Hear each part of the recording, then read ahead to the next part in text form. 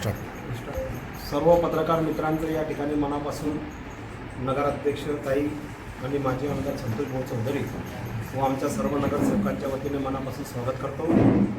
मित्रांनो, या ठिकाणी चांगल्या पद्धतीने आपण सर्वांना डॉक्युमेंटरी व्हिडिओच्या आधारावरती सगळे मुद्दे या ठिकाणी मांडण्यात आलेले आहेत. त्याच्यामुळे पहिली गोष्ट महत्त्वाची ही आहे की आमच्या नगराध्यक्ष जे आहेत सर्वसामान्य गरीब घराण्यातले आहेत आणि गरीब आणि सामान्य घराण्यातल्या व्यक्तीला सत्ता देणारा नाहीत जर कोणी असेल माझे आमदार संतोष भाऊ चौधरी आहे. म्हणजे गरिबांना सामान्य लोकांना सत्ता देणारा नाही. त्याच्यामुळे या ठिकाणी जे आहे SC महिला आहे. आता SC महिला जे आहेत गायत्री ते 5 वर्षासाठी भुसावळच्या जनतेने निवडून दिलेले लोकांना नगराध्यक्ष लोकनियुक्त. आता लोकनियुक्त नगराध्यक्ष म्हणून जर या ठिकाणी SC महिलेला 5 वर्षासाठी निवडून दिलेलं आहे. OBC मध्ये किती जाती येतात देशभरामध्ये तुम्हाला माहिती आहे का? कलम 340 नुसार या देशामध्ये OBC मध्ये 3476 जाती येतात. 3476 जाती. मग प्रत्येक जातीने म्हणायला पाहिजे. मग उद्या दिवशी संतोष भाऊ आहेत OBC मध्ये येतात, त्यांनी म्हणायला पाहिजे की 3476 जातीपैकी किंवा 23 समाजापैकी कोणी OBC जाती बोलली का की आमच्यावरती या ठिकाणी अन्याय होतो आहे. संतोष भाऊंनी या ठिकाणी कलेक्टर समोर अशा पद्धतीने जातीचा उल्लेख केला. म्हणजे जातीच्या आधारावरती असा उल्लेख संतोष भाऊंनी केलेला अजिबात नाही.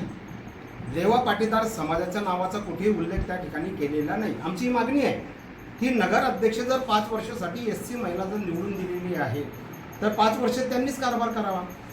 या ठिकाणी जे आहे जे या कायद्यामध्ये नियमाप्रमाणे या ठिकाणी बसत नाही त्यांना या ठिकाणी प्रभारी नगराध्यक्षपदाचा काही एक संबंध आहे की उपनगराध्यक्ष म्हणून त्या ठिकाणी संधी देण्याचा.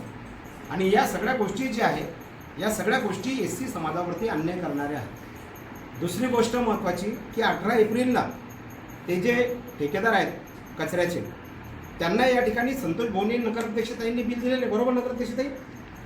यांनीच बिलं दिलेले आहेत आणि बिलं 18 एप्रिलला दिलेले आहेत. आणि हे या ठिकाणी कांगावा करताय, गोबेस तंत्राचा वापर करताय. खोटं बोल पण रेटून बोल. मंत्र्यांकडे गेले, मंत्र्यांना विनंती केली, मंत्र्यांना भेटले. अरे काय एवढं डिंग्या मारताय? कशासाठी खोटं बोलताय? कशाबद्दल करताय एवढं? एवढं आकांड तांडव करण्याची काही गरज नाही आहे.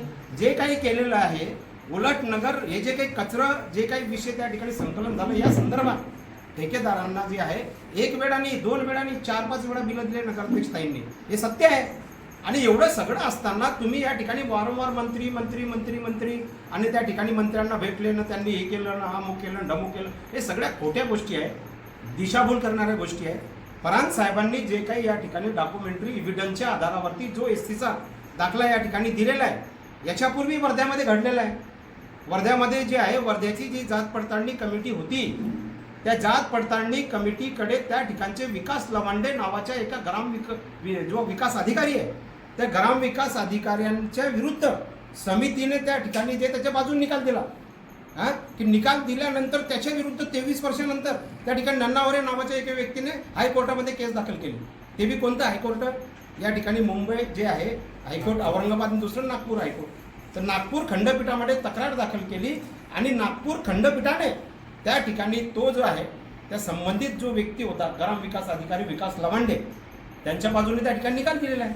म्हणून या ठिकाणी जे आहे हा जो जे काही आहे हे एकदम सत्य आहे की ज्या पद्धतीने 2000 मतांनी या ठिकाणी मंत्रींचा पराभव झाला त्या पद्धतीने भविष्यामध्ये जे 20,000 मतं मला मिळालेली होती त्या 20,000 मतं अजून आमची या ठिकाणी जे आहे नगर अध्यक्षाने या ठिकाणी होणार आहे. आणि जो निकाल आता या ठिकाणी पुन्हा आमचा जो आहे 1.5 महिन्यानंतर या ठिकाणी लागणार आहे तो निकालही या ठिकाणी कायदेशीररित्या मेहरबान कोर्ट जे आहे ते 100% आमच्या बाजूने लागतील. कारण की अरे आमदारांनी या मंत्र्यांनी कोणाच्या पाया पडल्या, समितीला किती कोणाच्या हायर महाराष्ट्राचा बॉस जो आहे त्याचे किती फोन गेले, कशासाठी फोन गेले त्यांचे नावं सांगू का मी तुम्हाला? मंत्र्यांनी कोणाच्या पाया पडले? साहेब माझी पत्नी पडली, एकचदा पडली साहेब.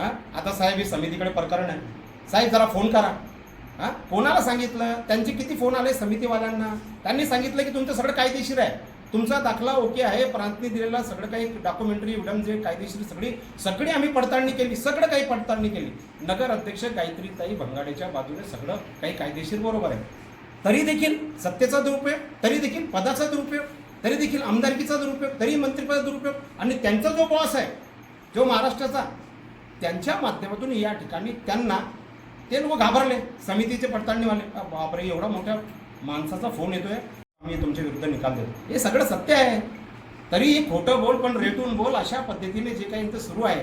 पहिली गोष्ट महत्त्वाची की लेवा पाटीदार समाजाच्या संदर्भात आणि 3476 जातीमध्ये तेली समाजामध्ये संतोष भाऊ चौधरी एवढा मोठा नेता या ठिकाणी येतात. त्याच्यामुळे यांची जी काही आहे पोटदुखी, लेवा पाटीदार समाज आमच्याच बाजूने आहे, संतोष भाऊंच्याच बाजूने आहे. परंतु हे जो गिरीश आहे, हा गिरीशला काही काम धंदे नाही आहे आणि या गिरीशला असं वाटतं की संतोष भाऊ चौधरी लेवा पाटीदार समाजाच्या कसा विरुद्ध उभा करता येईल. संतोष भाऊंच्या बाजूने ते लेवा पाटीदार जे आहेत ते ओबीसी आहेत, संतोष भाऊ त्यांचा ओबीसींचा नेता आहे. त्याच्यामुळे हे जे काय भविष्यामध्ये जे आहे त्यांचा 20,000ने पराभव होणार आहे आणि निकाली आमच्या बाजूने येणार आहे. नगर अध्यक्ष ते 5 वर्ष या ठिकाणी राहणार आहेत. हे त्रिवार सत्य आहे. जय भुसावळ, जय तापी.